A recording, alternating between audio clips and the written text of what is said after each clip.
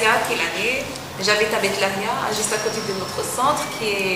Moi, je participe à la direction avec ma sœur de ce centre. Et voici avec moi les profs qui participent dans une activité pour les enfants. On donne des soutiens de cours des matières principales, l'anglais, l'arabe. Il y a Madame Majda, prof d'anglais. Il y a Suhair qui est prof d'arabe. Il y a Lamis, prof des sciences.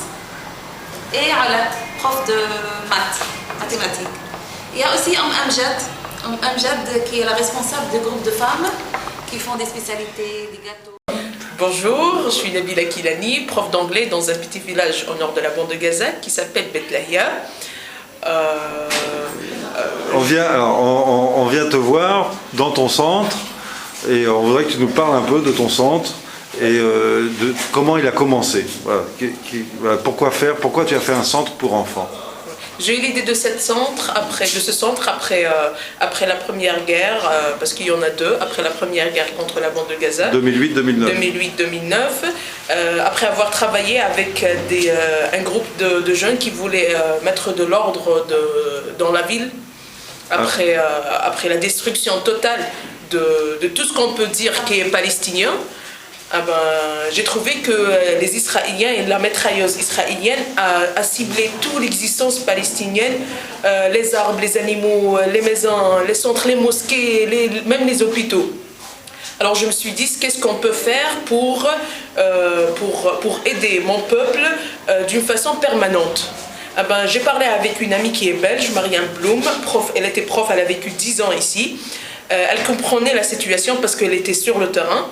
Elle est venue après la guerre. Je lui dis, j'arrive pas à trouver un projet pour aider mon peuple d'une façon permanente. Je me suis dit, l'eau, ça sera quelque chose qui est bien et qui est déjà recommandé par l'islam. On a acheté 150 citernes, mais le problème c'est que la mitrailleuse israélienne a visé même les citernes d'eau. Alors je me suis dit, même l'eau ça marche pas, on va trouver quelque chose qui n'est pas vraiment tangible, mais en même temps qui est vraiment utile. J'ai pensé à l'éducation et la culture. Dans mon village qui est au nord, qui s'appelle Bethlahia, les gens ils s'intéressent aux travaux d'agriculture plus que l'éducation. Alors si je donne cette base pour cette société, ma société, de penser et d'avoir une éducation comme ça, c'est le seul arme permanent contre Israël. Si on a tout perdu, on a notre matière grise là-dedans. Voilà. On a contacté pas mal des amis qui sont en Belgique et ils étaient tous d'accord. Après, surtout ceux qui ont participé dans le projet des citernes d'eau. Alors, on a décidé de trouver un centre.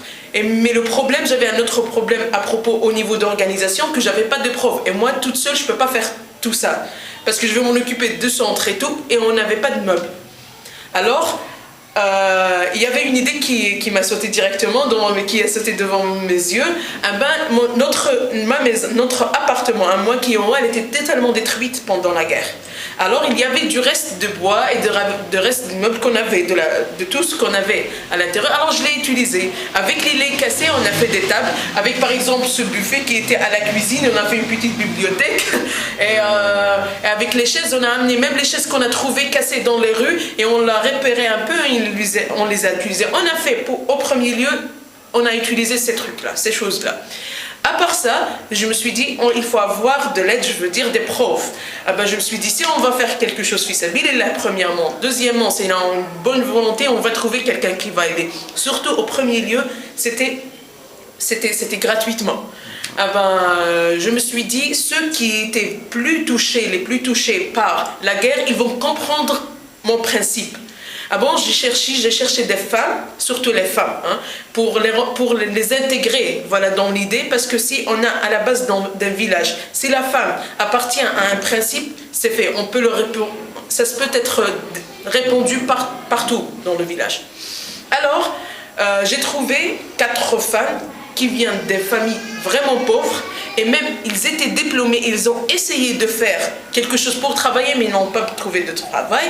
J'ai convaincu même les familles que leur père, et voilà, qu'il faut commencer comme ça ils ne travaillent pas. Et ce sera bénévole, un travail bénévole et tout.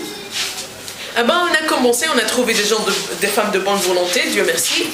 Et ça a été, on a commencé par, je me souviens, c'était 5 enfants, on était chez les familles, on leur a demandé d'amener leur enfant et c'était gratuitement.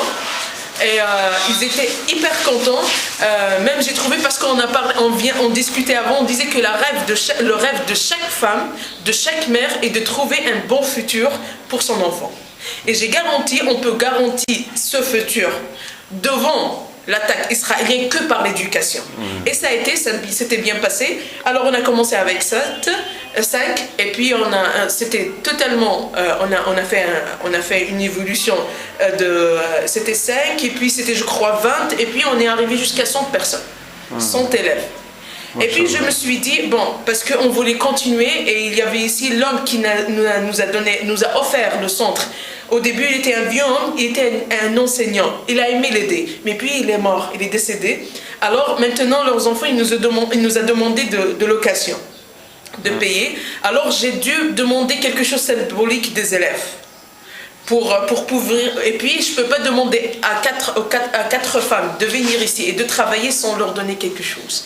Surtout si elles acceptent de bonne volonté, leurs familles ne vont pas accepter. Oui, bien sûr. Et ça a été, et puis on a commencé de prendre, bon, ça ne couvre pas tout, mais on essaye de faire l'impossible. Et voilà, quelque chose qui est arrivé dont je parle là toujours, il y a l'association Perle d'Espoir qui est venue. Elle a vu comment elle travaille, c'était la responsable, c'était Yasmine Kenza. Elle est venue, elle a vu comment on travaille, elle était trop touchée, elle a aimé le courage de ces femmes, c'est pas seulement moi, c'était les femmes, les enseignantes qui font le travail sur le terrain que j'aime le plus, parce que c'est elles la vraie raison de l'existence du centre. Elle nous a offert 30 tables, c'est pour ça que vous allez voir quelques tables qui sont nouvelles. Et puis les chaises aussi, et les tableaux, parce qu'on écrivait sur des tableaux qui étaient le reste de la guerre. Et voilà, normalement on a les projets qu'on fait. Moi je vise, comme j'ai dit, l'éducation des enfants. Et puis je me suis dit, si on a fait une base pour les enfants, pourquoi pas donner la chance aux femmes? Alors on a essayé de prendre des femmes qui sont courageuses, surtout dans cette tradition et la culture du village, c'est dur de faire sortir une femme. Alors j'ai trouvé des femmes qui sont rebelles. D'une façon positive. Alors, je leur demandais de venir et de fabriquer par exemple des pâtes et on peut les vendre. Et comme ça, ils ont de l'argent pour eux. Et on prend un pourcentage pour couvrir aussi le centre. Et ça a été, on faisait des projets c'est le seul projet pour les femmes, et puis les enfants avec l'éducation. Mais après la guerre, on a remarqué pendant l'éducation, l'enseignement, le processus d'enseignement, apprentissage, qu'il y avait quelque chose au niveau de psychologie qui ne va pas. Alors, moi, je me suis adressée avec l'aide de mes sœurs, Assia et Rana, on est 3 à l'origine, à des associations qui travaillent au niveau psychologique, qui offrent des projets. On a eu la chance de travailler avec des associations qui sont venues pour voir les enfants, pour faire des projets de soutien psychologique. Par des dessins, par coloré, par tissu. Et ce qu'on a remarqué, qu'il y a un vrai, malgré ça prend du temps et ça prend de l'argent, parce qu'on dit un soutien psychologique, moi j'ai cru que ça va pas prendre de l'argent. Mais le matériel et tout, c'était vraiment cher. Mais ce que j'ai aimé, que les résultats, ma cible était atteinte, c'est tout.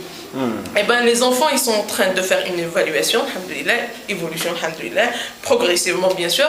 Mais voilà, c'est tout, c'est la petite histoire ou la grande histoire, ça dépend de celui qui parle. Oh, machallah, on est forcément admiratif de votre travail. Merci. Parce que donc ce petit film est destiné à être visionné en France. Ouais. Et donc et qu'est-ce que nous pourrions vous apporter? Est-ce que c'est effectivement de la visite? Est-ce que vous avez besoin, j'imagine, un peu d'argent quand même, du matériel? Qu'est-ce qui vous manque le plus, voilà, qu'est-ce qui vous manque aujourd'hui de plus important pour Moi, moi, je suis pas née ici à Gaza, alors je peux voir ma cible d'une façon, je veux dire de deux façons.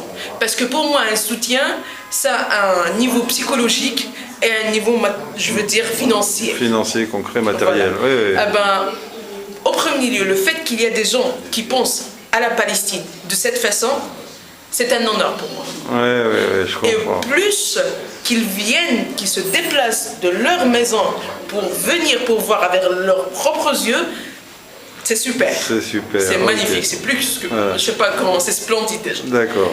Ah ben,